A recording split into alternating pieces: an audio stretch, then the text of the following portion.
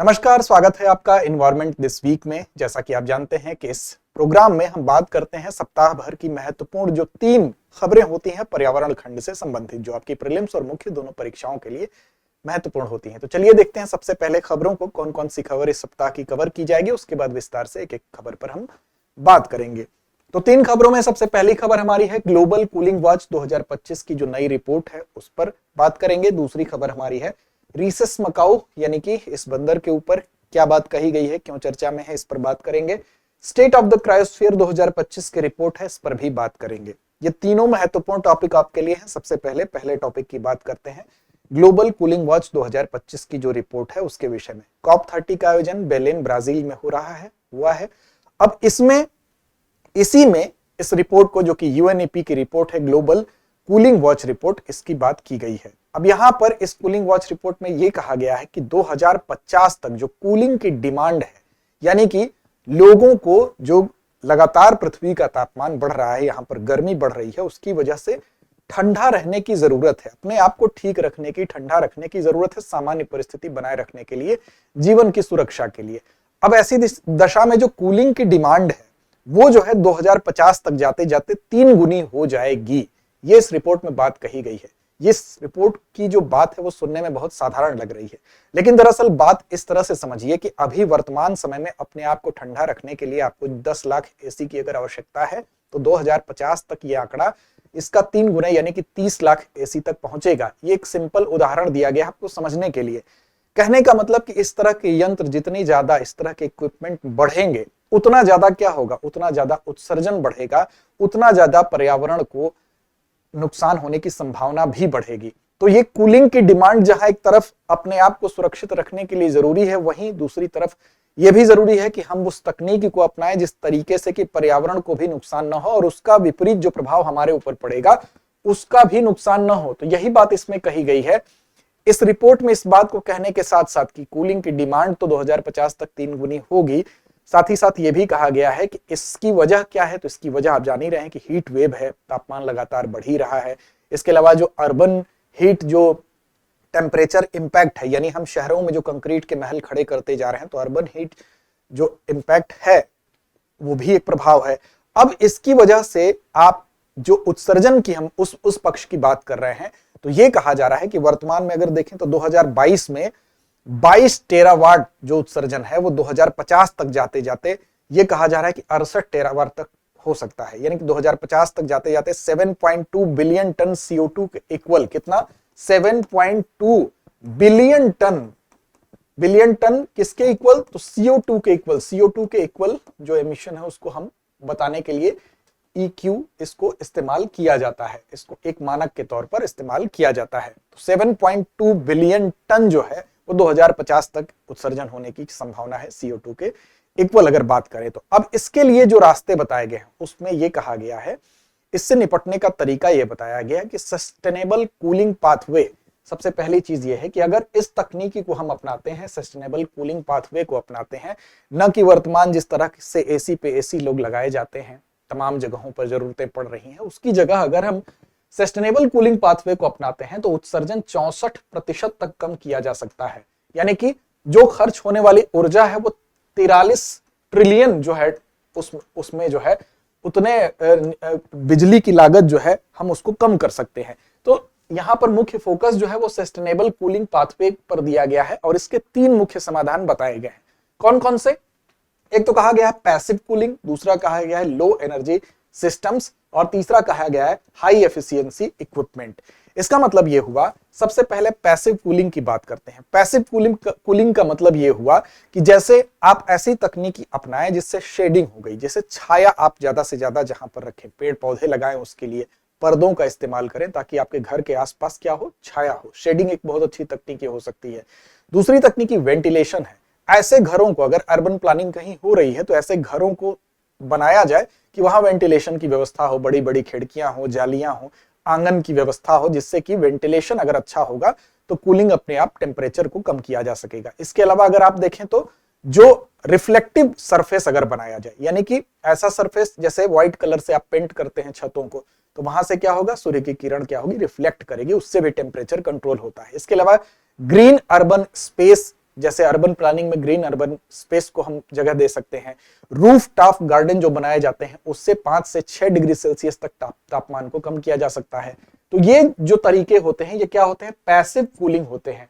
यानी कि इसमें हम क्या करते हैं, कूलिंग को यंत्रों के मदद से नहीं बल्कि जो ये तकनीकी बताई गई है, ये तमाम तरीके जो बताए गए हैं, चाहे वो शेडिंग हो, वेंटिलेशन हो, ग्रीन अर्बन स्पेस हो या आपका रिफ्लेक्टिंग जो सरफेस हो, इन सारी चीजों को करके हम क्या कर सकते हैं, हम कर सकते हैं पैसिव कूलिंग।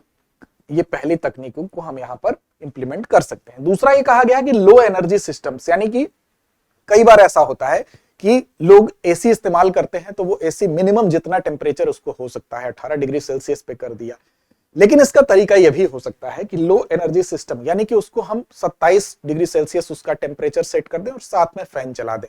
तो इससे क्या होगा, इससे हमको जो उसकी एसी है वो हाइब्रिड मोड में एक तरह से काम करेगी, क्योंकि एसी का जो सेंसर लगा होता है आप जानते हैं, वो अगर उसका टेम्परेचर ज्यादा बढ़ा के सेट करेंगे तो वो देर में उसका जो है कंप्रेसर ऑन होगा और वो ड्यूरेशन बढ़ जाता है, बीच का जो पीरियड होता है वो ड्यूरेशन बढ़ने की वजह से जो एनर्जी होती है आपकी सेव होगी और उससे कहीं ज्यादा कम बिजली की लागत से फैन आपको लगातार हवा देगा, तो कमरे का वातावरण ठीक बना रहेगा।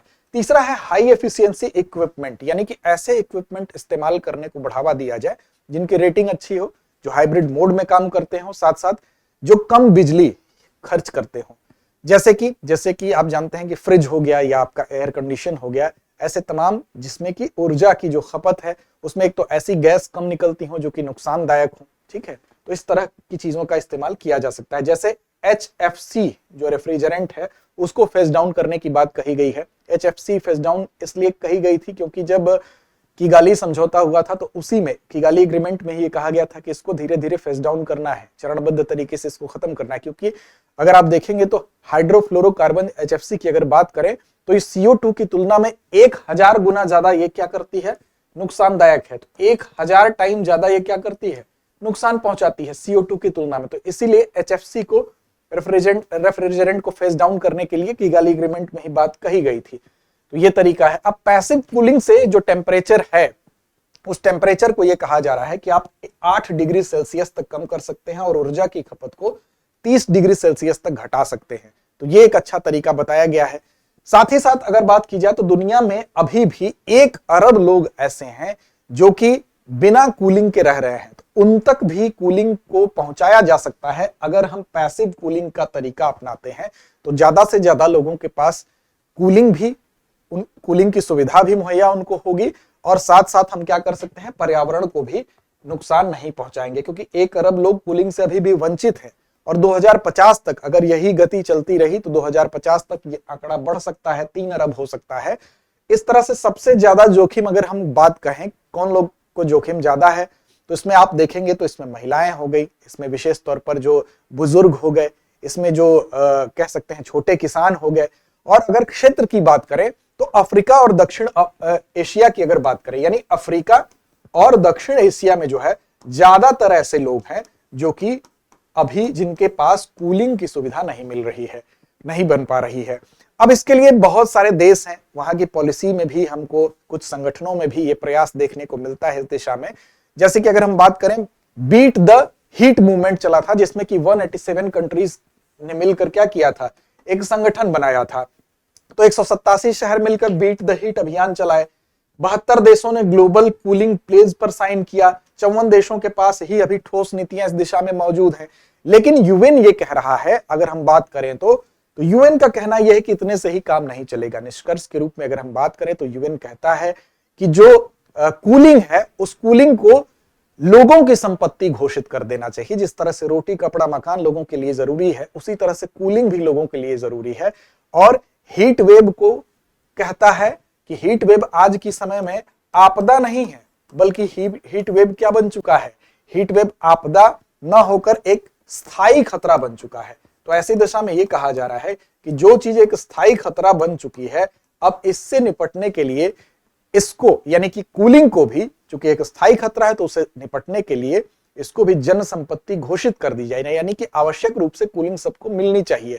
अब इसके लिए कुछ मॉडल की सराहना भी की जाती है और यह भी कहा जाता है कि जो राष्ट्रीय नीतियां बने, यानी कि नेशनल लेवल पर अगर पॉलिसी बनती है, जैसे NDC हो गया या आपका NAP हो गया, तो इसके लिए या बिल्डिंग कोड अगर बन रहा है तो इसमें भी इन चीजों को शामिल किया जाए, यानी कि कूलिंग को मस्ट बना दिया जाए। जैसे अहमदाबाद का जो हीट एक्शन प्लान है उसको एक बहुत अच्छे उदाहरण के तौर पर माना जाता है, और नेचर बेस्ड जो सॉल्यूशंस हैं उनको ज्यादातर जगहों पर इंप्लीमेंट करने की बात कही जा रही है। साथ ही साथ ये भी कहा जा रहा है कि जो डेडली हीट स्ट्रेस है वो अभी मौजूदा स्थिति उसकी है 30%, और वो अगर यही गति चलती रही तो 48% तक होने की संभावना बताया जा रहा है। और इस सेंचुरी के अंत तक जाते जाते अगर हम इस पर सचेत नहीं हुए तो ये कहा जा रहा है कि ये बढ़कर इस सेंचुरी के लास्ट तक 76% तक पहुंच जाएगा। यानी कि इस समय ग्लोबल कूलिंग जो वॉच 2025 की रिपोर्ट है उसकी इन प्रमुख बातों पर गौर करने वाली बात है, और यूएन ने ऐसे ही नहीं कूलिंग के को एक जन संपत्ति या एक राइट के रूप में उद्घोषित किया है। दूसरा हमारा है रेशस मकाऊ। इस बंदर को आप देख रहे हैं, इसके विषय में बात करते हैं। हालिया खबर क्या है, तो देखिए रेशस मकाऊ नाम का ये जो बंदर है इसको लेकर जो national board for wild life है उसने क्या किया है, एनबीबीएल ने क्या किया है, उसकी स्थायी समिति जो थी उसने कहा है कि इसको वाइल्ड लाइफ प्रोटेक्शन एक्ट 1972 जो है उसके तहत क्या कर दिया जाए। उसमें एक सेक्शन है, उस सेक्शन में जो उसका जो शेड्यूल है शेड्यूल 2, उस शेड्यूल 2 में फिर से शामिल करने के लिए कह दिया गया है। यानी कि शेड्यूल 2 WPA के 1972 के वाइल्ड लाइफ प्रोटेक्शन एक्ट के शेड्यूल 2 में फिर से शामिल करने की बात इसको की जा रही है। शेड्यूल 2 में शामिल करने की बात का मतलब ही हुआ कि इसको कानूनी रूप से संरक्षण प्रदान करने की बात की जा रही है, पुनः शामिल करने की बात की जा रही है। क्यों की जा रही है, क्योंकि कुछ लोगों का जिनको ये आपत्ति है, अब इस खबर के आलोक में ही बात करें तो उनका यह कहना है कि इनके ऊपर क्रूरता होती है, इनका शोषण होता है और कहीं कहीं अवैध व्यापार भी इनका किया जा रहा है। WPA यानी वाइल्ड लाइफ प्रोटेक्शन एक्ट की जो एक सेक्शन इसका 11 है, ध्यान रखिएगा, सेक्शन 11, उसके तहत भी इसको संरक्षण देने की बात कही जा रही है। शेड्यूल 2 सेक्शन 11, जिसके तहत यह है कि इसको कानूनी रूप से संरक्षण प्रदान कर दिया जाए। अब इसमें यह कहा जा रहा है कि बहुत जगह साइंटिफिक रिसर्च के लिए या कुछ जगहों पर स्ट्रीट परफॉर्मेंस के लिए गलियों में इनका परफॉर्मेंस कराया जाता है, उसमें भी बिना सही प्रबंधन के इनका इस्तेमाल करने पर इनका शोषण होता है, इनकी संक्रूरता होती है और कहीं कहीं इनका अवैध व्यापार भी तो होता ही है। अब इसी चीज को ठीक करने के लिए यह कहा जा रहा है कि इनके लिए इनको फिर से शेड्यूल 2 में शामिल वाइल्ड लाइफ प्रोटेक्शन एक्ट के कर दिया जाए 1972 के। अब लेकिन कुछ इसमें क्या है कि ये तो जिनको चिंता हुई इस संदर्भ में उन्होंने कहा, अब ये बात कौन कह रहा है, तो Animal Welfare Board of India और Federation of India Animal Protection Organisation, इन दोनों लोग ने इस बात को प्रमुखता से रखी। अब कानूनी आधार क्या है, तो कानूनी आधार यह है कि जो राज्य सरकार है उसको वाइल्ड लाइफ स्पीसीज के संघर्ष के प्रबंधन की शक्ति मिलती है। अगर राज्य सरकार चाहे तो इस दिशा में वो कदम उठा सकती है। लेकिन सवाल ये उठता है कि कुछ राज्यों को इस पर आपत्ति है और कुछ राज्य इसके समर्थक है। अब देखिए किसको आपत्ति है, कौन समर्थक है। कुछ राज्य समर्थन वो कर रहे हैं जहां पर इनकी संख्या प्रभावित हो रही है, जहां पर इनकी संख्या के संरक्षण की जरूरत है और जहां पर लोगों के साथ इनका संघर्ष अमूमन नहीं होता है। वो जंगल का क्षेत्र ज्यादा है, जंगल में रहते हैं और मानव और इनके बीच में संघर्ष कम घटना देखने को मिलते हैं। जैसे मध्य प्रदेश हो गया, गुजरात हो गया, उत्तराखंड हो गया, वेस्ट बंगाल, हिमाचल प्रदेश हो गया, अरुणाचल प्रदेश हो गया, ये लोग समर्थक राज्य हैं। कुछ राज्य इसका विरोध कर रहे हैं, जैसे उदाहरण के तौर पर असम, राजस्थान, मेघालय, उत्तर प्रदेश, पंजाब, जम्मू कश्मीर, आंध्र प्रदेश। इनका यह कहना है कि इन प्रदेशों में जो इसका अपोज कर रहे हैं कि हमारे यहाँ इन प्रदेश का ये कहना है, जैसे राजस्थान का ही मतलब आप उदाहरण देख लें, राजस्थान का ये कहना है कि बहुत अगर इनको शेड्यूल 2 में शामिल फिर से कर दिया जाता है तो उससे क्या होगा, उससे ये होगा कि हमारे यहाँ जो संघर्ष होते हैं, कई बार फसलों को ये नुकसान पहुंचाते हैं रेशस मकाऊ, और ऐसी दशा में जो मैनेजमेंट है उसको लेकर एक दुविधा की स्थिति होगी। यानी कि एक तो इनकी स्थिति इन प्रदेशों में नॉन थ्रेटेंड के अंतर्गत है, यानी कि इनके ऊपर किसी तरह का खतरा नहीं है, न तो इनका आवास प्रभावित हो रहा है, न तो इनकी संख्या प्रभावित हो रही है, इनकी संख्या बल्कि बढ़ ही रही है। तो ऐसी दशा में एक तो यह है कि इनकी स्पीसीज नॉन थ्रेटेंड की स्थिति में है। दूसरा यह है कि कॉन्फ्लिक्ट मैनेजमेंट होगा, यानी कि मैनेजमेंट को लेकर कॉन्फ्लिक्ट होगा। एक तरफ जहां वो फसल बर्बाद कर रहे हैं या किसी संपत्ति को नुकसान पहुंचा रहे हैं तो उनको भगाने के लिए कई बार थोड़ा सा हिंसात्मक होना पड़ता है। तो ऐसी दशा में क्या होता है हिंसात्मक का मतलब कि उनको नुकसान ना पहुंचाना, ये तो कहीं से भी उचित नहीं है। लेकिन जो तरीके अपनाए जाते हैं, कई बार कानून उन तरीकों के अपनाए जाने पर भी रोक लगा सकता है। तो इन राज्यों की आपत्ति इस चीज पर है कि अगर ऐसी कंडीशन होती कि ये थ्रेटेंड कंडीशन में होते और किसी भी तरह का मैनेजमेंट को लेकर कॉन्फ्लिक्ट नहीं होता, उसके लिए एक या तो ऐसी व्यवस्था बना दी जाए, तब तो ठीक है। लेकिन अगर उसमें शेड्यूल 2 में शामिल होता है वाइल्ड लाइफ प्रोटेक्शन एक्ट 1972 के, तो इसको लेकर एक कॉन्फ्लिक्ट की स्थिति बन सकती है, इसलिए कुछ राज्यों का इस पर विरोध है।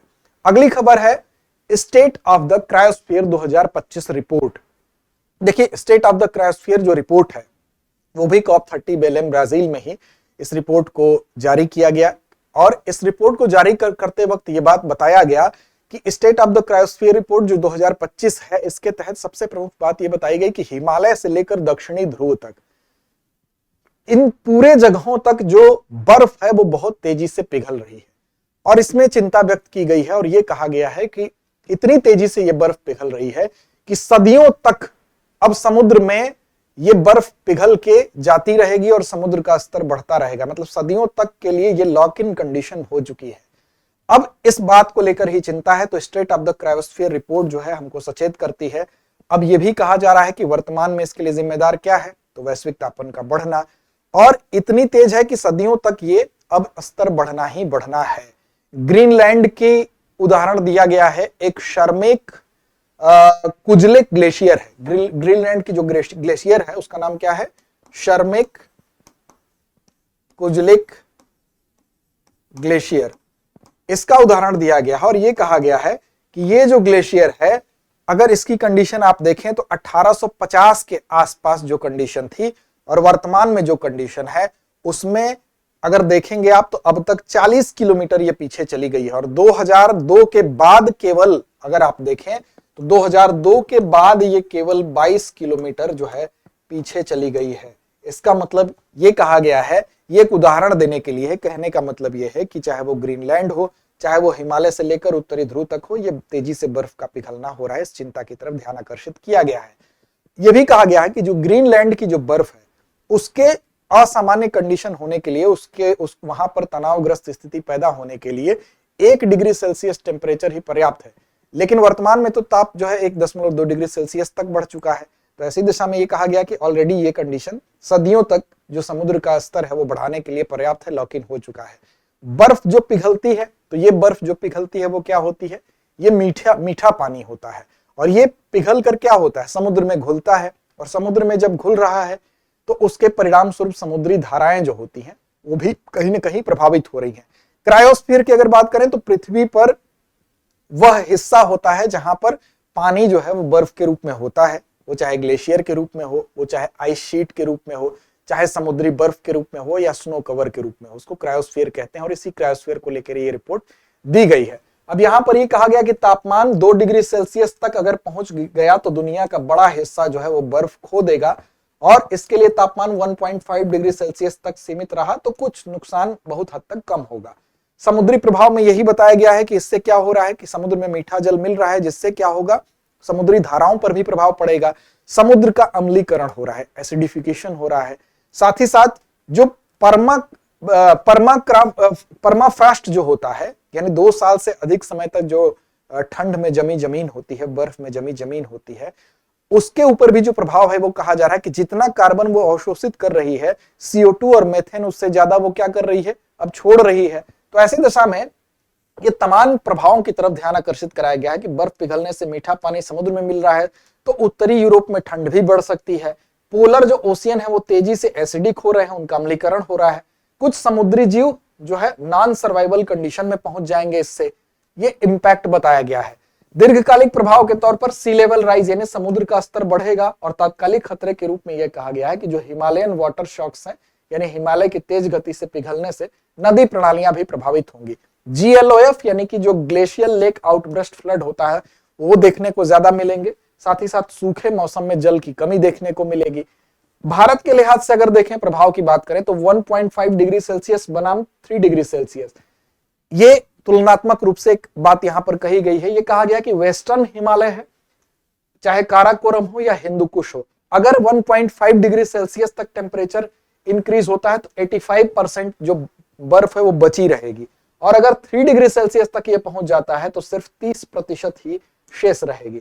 सेंट्रल ईस्टर्न हिमालय के लिए कहा गया है कि 1.5 डिग्री सेल्सियस तक अगर रहता है तो 40% जो है वो सुरक्षित रहेगा, और 3 डिग्री सेल्सियस पर पहुंचने पर ये 15% ही शेष रहेगा। तो ये कंडीशन बयां की गई है, इसलिए इस रिपोर्ट को जो COP30 बेलेम में ही इस रिपोर्ट को जारी किया गया है और यहाँ पर बताया गया है कि state of the cryosphere report 2025 क्यों महत्वपूर्ण है। इसलिए जरूरी क्या है, इसका प्रभाव जो है उसको देखते हुए क्या जरूरी है, तो जरूरी यही है कि जो वैश्विक तापमान है उसको बढ़ाने वाली जो भी जिम्मेदार कारक है उन पर नियंत्रण की जरूरत है, सेल्फ अवेयरनेस की जरूरत है, व्यक्तिगत स्तर से लेकर वैश्विक स्तर तक प्रयास की जरूरत है, और उसके लिए उसी पर केंद्रित था ये COP30 सम्मेलन। अब बारी आती है प्रश्न की, और इसकी जिम्मेदारी हमेशा की तरह होती है आपके ऊपर। तो चलिए 3 प्रश्न आपके लिए छोड़ते हैं। यूएन की global cooling watch report 2025 report के अनुसार 2050 तक वैश्विक कूलिंग की मांग कितनी बढ़ने का अनुमान है? विकल्प आपके सामने है, 2 गुनी, 3 गुना, 4 गुना या स्थिर रहेगी। दूसरा सवाल आपके लिए है कि रेसस मकाऊ को किस शेड्यूल में पुनः शामिल करने की सिफारिश की गई है? शेड्यूल 1, शेड्यूल 2, शेड्यूल 3 या शेड्यूल 4? अगला प्रश्न है, state of the cryosphere 2025 report किस वैश्विक मंच पर जारी की गई? विकल्प आपके सामने है, COP28, COP29, COP30 या स्टॉकहोम 50 कॉन्फ्रेंस। तो इन तीनों ही प्रश्नों का जवाब आप कमेंट बॉक्स में आसानी से दे पाएंगे, ऐसा हमें विश्वास है। तो लड़ते रहिए, अपने लक्ष्य की ओर बढ़ते रहिए।